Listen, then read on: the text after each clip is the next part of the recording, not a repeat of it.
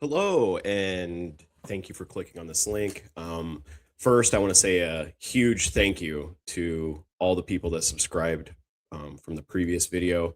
It really does mean a lot to me, and the comments were just amazing, frankly. Um, a lot different than what I normally get, to be honest. Um, so, thank you very much. I really appreciate all the kind words and your likes and subscribes. Um, Really, truly, it was quite humbling and amazing.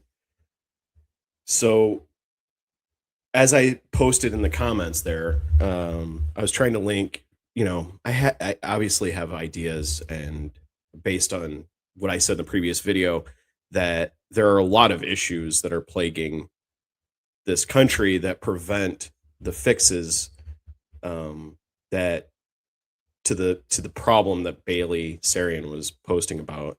And I do feel like her video is just a good entry into what those problems are and why they're so difficult to fix.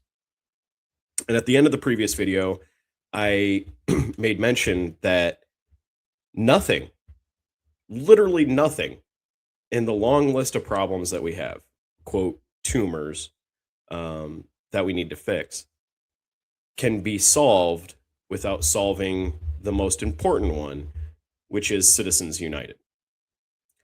The Citizens United ruling from the Supreme Court, um, I fact check on myself. I said it was 2012. It was actually 2010.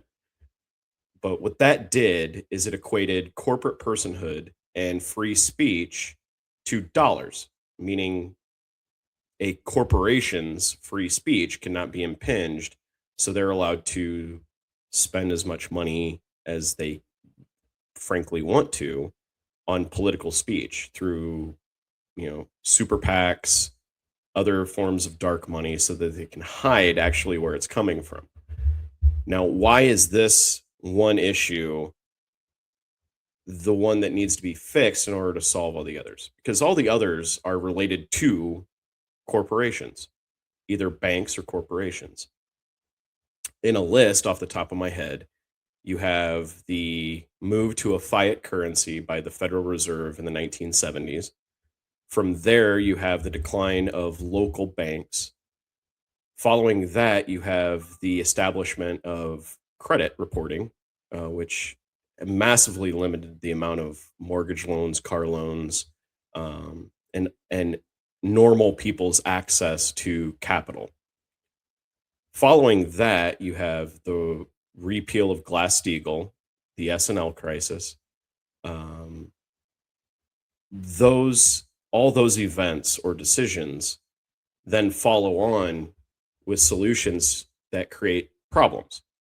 And as I said in the previous video, those problems have literally grown so huge that their removal is almost impossible without creating massive, massive damage to our entire way of living.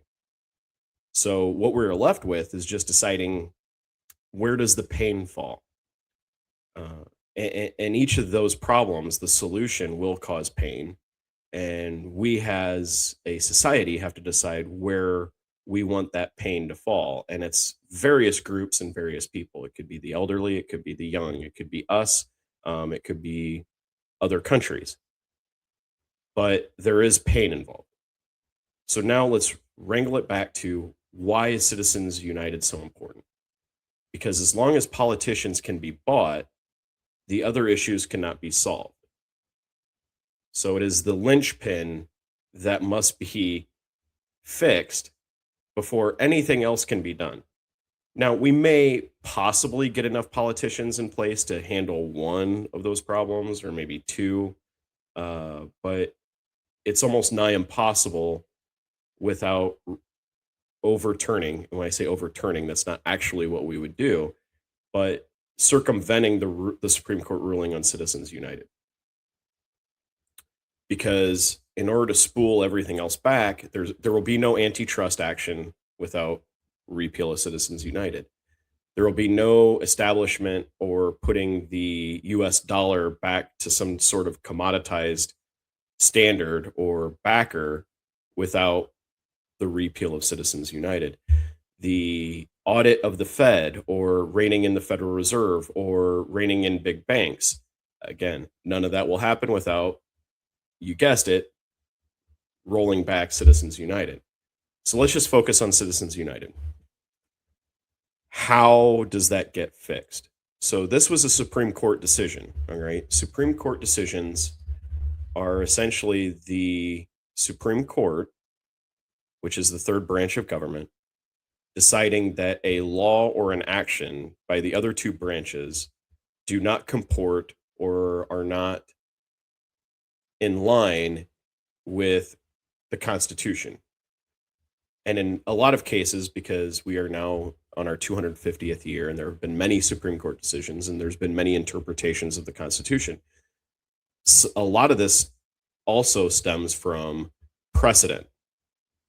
It's a ruling that depends on a ruling that depends on a ruling that depends on a ruling that depends on the Constitution. So you can see it's a chain.